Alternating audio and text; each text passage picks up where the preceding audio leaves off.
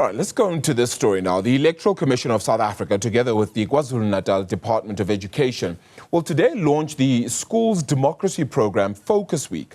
This initiative aims to promote a deeper understanding of electoral democracy within the youth. It also seeks to try and integrate civic as well as democracy education into the school curriculum. To tell us more, we're joined by Ntombifuthi Masinga, who's the IEC's electoral officer then and joins us now.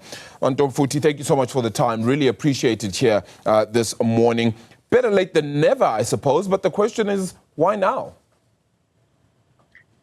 This is not a new program for the Electoral Commission. We went into a partnership with the Department of Education as early as in 2013, when we struck a deal where every year we're going to work with the educators in classrooms to try and assist them infuse civic education into the formal school curriculum. And this year, we are preparing for the Democracy Week in schools, which starts on the 22nd and ends on the 22nd to coincide with the Freedom Month and to also end on Freedom Day. So this is not a new program. It's running nationally throughout the country. Different provinces are going to be launching this program, which is going to be running for a week in schools, starting from the 22nd. Let's detail what it actually means then, this Democracy Focus Week, right? It's not just an education on democracy, but actually how the political system ultimately works, our electoral system and how it works, and trying to educate young people who aren't voting as yet, but will get there once they leave school. Am I correct? You're absolutely correct. What we're teaching our young people is that becoming an active citizen in our democracy doesn't start with the elections of the country. It starts with wherever you find yourself. As a learner, you find yourself in a school environment. Why can't you participate in matters that have to do with the governance of your own school through being part of your learner representative council, and if you are in tertiary institutions, to be part of your SRCs, because we're trying to inculcate the culture of civic participation from the very early age, which is why I indicated that we have worked with the Department of Education to assist educators with learner support material to teach learners from as early as the GET band on what it means to be an active citizen in your country's democracy.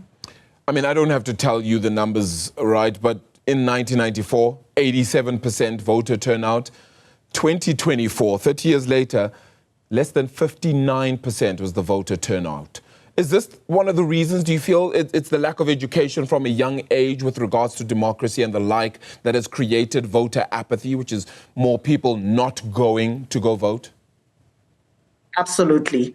What is interesting, though, is that the research suggests that with young people, once they have registered to vote, they participate. And once they've voted once, they tend to participate in elections throughout their lives. So this is why we are saying, let's try and shape them now and instill this culture now. The programs that we are doing in a formal school environment is that we encourage students or learners to be quite active and be creative. We have school debates where students get to debate between schools on what it means to be a young person in South Africa today. What does it mean to be an active citizen in your democracy today? So it's a build-up of activities. And what we're trying to do whilst we profile it during the School Democracy Week between the 27th and the 28th, our aim is that this is supposed to be a culture inside the classroom where any educator can infuse the civic education content within the different lessons that are delivered inside the classroom.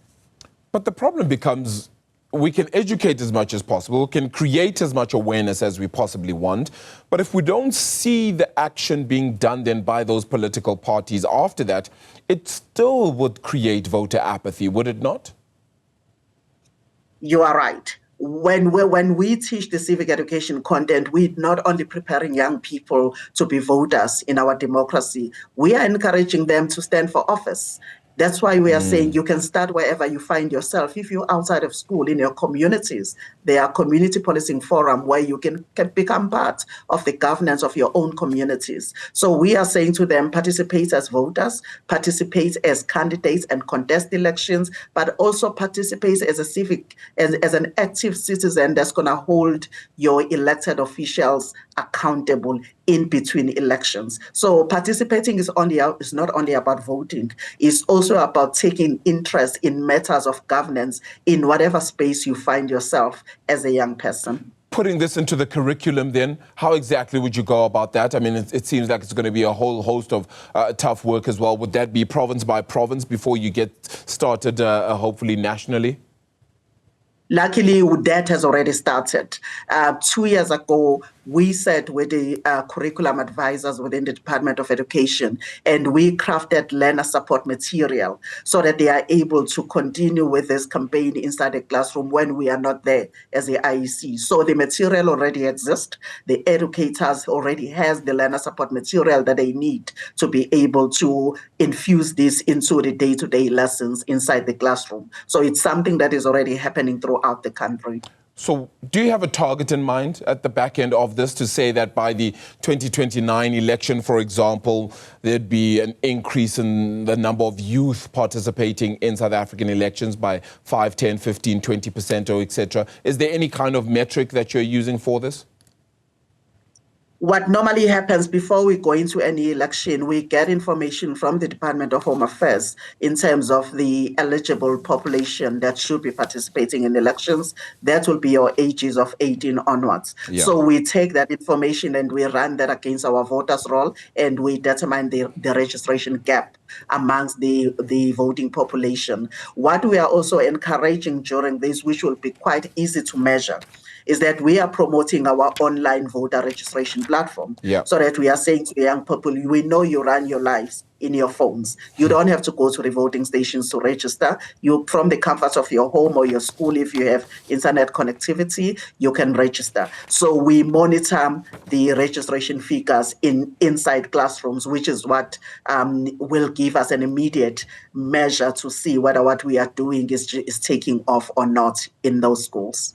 The Schools Democracy Program Focus Week kicking off then today, the 10th of April 2025 at the Daniel Mzamo Special School in Johannesburg local municipality, kicking off at 10 a.m. There, the KZN Provincial Electoral Officer, Ntombifuthi Masinga, joining us for that one. Thank you so much.